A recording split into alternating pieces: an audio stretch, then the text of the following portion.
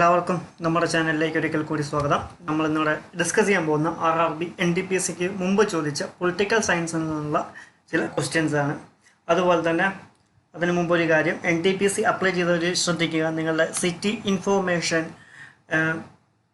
Publish ചെയ്തിട്ടുണ്ട്. തീർച്ചയായിട്ടും RRBയുടെ വെബ്സൈറ്റിൽ കയറിയിട്ട് നിങ്ങൾക്ക് എവിടെയാണ് എക്സാം സെൻറ്റർ കിട്ടിയിരിക്കുന്നത് എന്ന് ചെക്ക് ചെയ്യുക, സിറ്റി ചെക്ക് ചെയ്യുക. ഓക്കെ, അപ്ലൈ ചെയ്തവരെല്ലാം ചെക്ക് ചെയ്യുക, ആരുടെയൊക്കെ പേര് ഫസ്റ്റ് ഫേസിൽ വന്നിട്ടുണ്ടോ നോക്കുക. അതുപോലെ തന്നെ എത്രയും പെട്ടെന്ന് തന്നെ റിവിഷൻ തുടങ്ങുക. ഓക്കെ, അപ്പോൾ നമുക്ക് ക്വസ്റ്റ്യൻസിലേക്ക് പോകാം. How many members are nominated by the president in Lok Sabha in India? അതായത് പ്രസിഡന്റ് എത്ര പേരെയാണ് ലോക്സഭയിലേക്ക് നോമിനേറ്റ് ചെയ്തിരിക്കുന്നതെന്ന് ചോദിച്ചാൽ എത്ര പേരെയാണ്? 2 പേരെയാണ് നോമിനേറ്റ് ചെയ്യുന്നത്. നമ്മൾ ഇതിനു മുമ്പ് എടുത്തതാണ്. ലോക്സഭ രാജ്യസഭയുടെ ക്ലാസ് നമ്മൾ കാണാത്തവർ തീർച്ചയായും നമ്മുടെ ചാനലിൽ എന്ത് ചെയ്യുക, ആ ക്ലാസ്സുകൾ പോയി കാണും. Okay, fundamental rights R enriched in the constitution of India in, അതായത് ഈ പറയുന്നതിൽ ഏത് പാർട്ടിലാണ് ഫണ്ടമെൻ്റൽ റൈറ്റ്സിനെ കുറിച്ച് പറയുന്നത് എന്നാണ് ചോദിച്ചിരിക്കുന്നത്. ഏത് പാർട്ടിലാണ്? പാർട്ട് 3യിലാണ് ഇതിനെക്കുറിച്ച് പറയുന്നത്, ഫണ്ടമെൻ്റൽ റൈറ്റ്സിനെ കുറിച്ച് പറയുന്നത്. Okay, India, that is Bharat, shall be a union of states occur in which of the following article of the Indian Constitution? അതായത് ഇന്ത്യൻ കോൺസ്റ്റിറ്റ്യൂഷനിൽ ഏത് ആർട്ടിക്കിളാണ് India that is Bharat shall be a union of states എന്ന് പറയുന്നത്? ഏത് ആർട്ടിക്കിളാണ്? Article 1 തീർച്ചയായിട്ടും ശ്രദ്ധിക്കുക, ഇത് ചിലപ്പോൾ നമ്മുടെ തെറ്റാൻ സാധ്യതയുള്ള ഒരു ക്വസ്റ്റ്യൻ ആണ്. ആർട്ടിക്കിൾ 1 എന്നല്ല, ചിലപ്പോൾ എക്സാമിന് ചോദിക്കുകയാണ് India is a union of state, union of states and territory, union of territory, none of the above എന്നുള്ളൊരു ചോദ്യമൊക്കെ വരാം. എപ്പോഴും ആലോചിക്കുക, ഇന്ത്യ എന്ന് പറയുന്നത് എന്താണ്? യൂണിയൻ ഓഫ് സ്റ്റേറ്റ്സ് ആണ്. Okay, the supreme court judges are appointed by, ആരാണ് സുപ്രീം കോർട്ട് ജഡ്ജിനെ അപ്പോയിൻറ്റ് ചെയ്യുന്നത്? ആരാണ്? പ്രസിഡൻ്റ് ആണ് എന്ത് ചെയ്യുന്നത്? സുപ്രീം കോർട്ട് ജഡ്ജിനെ അപ്പോയിൻറ്റ് ചെയ്യുന്നത്. Indian Community Welfare Fund was set up to help immigrant Indian national disasters. Which one of the following ministries set up ICWF? അതായത് ഇന്ത്യൻ കമ്മ്യൂണിറ്റി വെൽഫെയർ ഫണ്ട് ഏത് മിനിസ്ട്രിയാണ് setup ചെയ്യുന്നതെന്നാണ് ചോദിച്ചിരിക്കുന്നത്. ഏതാണ്?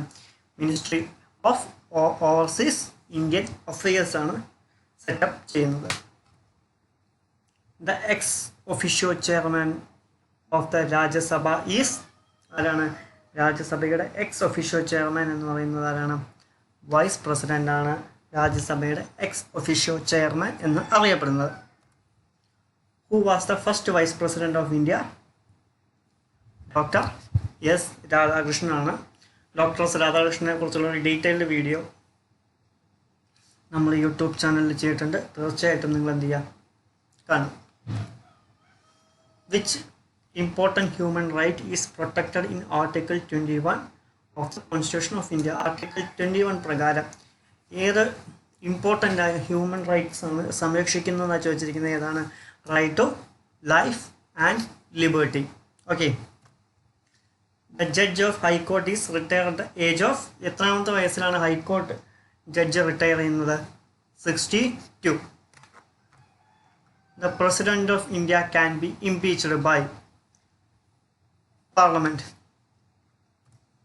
Who administered the oath of office to the President of India? Arana, Chief Justice of India. What is the period of physical/financial year in India? അതായത് ഇന്ത്യയിലെ physical or financial year ഏതാണെന്ന് ചോദിച്ചിരിക്കുന്നത്. ഏതാണ്? 1 April മുതൽ 31 March വരെയാണ് ഇന്ത്യയുടെ financial year എന്ന് ചോദിച്ചിരിക്കുന്നത്. Which of the following constitution amendment has included fundamental duties into constitution? അതായത് ഫണ്ടമെൻ്റൽ ഡ്യൂട്ടീസ് അഥവാ മൗലിക കർത്തവ്യങ്ങൾ അല്ലെങ്കിൽ കടമകൾ കോൺസ്റ്റിറ്റ്യൂഷനിലേക്ക് ആഡ് ചെയ്ത് ഏത് അമെൻമെൻറ്റ് പ്രകാരമാണെന്നാണ്? 42nd അമെൻമെൻറ്റ് ആക്ട് പ്രകാരമാണ് ആഡ് ചെയ്ത്. 42nd അമെൻമെൻറ്റ് ആക്ടിൽ നമ്മൾ ഒരുപാട് കാര്യങ്ങൾ ഇതുപോലെ ഇംപ്ലിമെൻറ്റ് ചെയ്തിട്ടുണ്ട്. അതുകൊണ്ട് തന്നെ 42nd അമെൻമെൻറ്റ് ആക്ട് നമുക്കറിയാം മിനി കോൺസ്റ്റിറ്റ്യൂഷൻ എന്നുള്ള പേരിൽ അറിയപ്പെടുന്നുണ്ട്. എന്ത് പേരിലാണ്? മിനി കോൺസ്റ്റിറ്റ്യൂഷൻ എന്നുള്ള പേരിൽ അറിയപ്പെടുന്നുണ്ട്. Project Tiger was launched in 19 1773. The post of collector in India was created in 1772. Habeas corpus means habeas corpus എന്നതുകൊണ്ട് എന്താണ് അർത്ഥമാക്കുന്നത്? An order from a court to free a person who has been illegally detained by the police or any other person. എന്താണ്? പോലീസോ അല്ലെങ്കിൽ ചിലപ്പോൾ വീട്ടുകാരനാവാം, ഒരാളെ അനധികൃതമായിട്ട് തടവിൽ വയ്ക്കുകയാണെങ്കിൽ അതിനെതിരെയുള്ള റിട്ടാണ് എന്ത് എന്ന് പറയുന്നത്?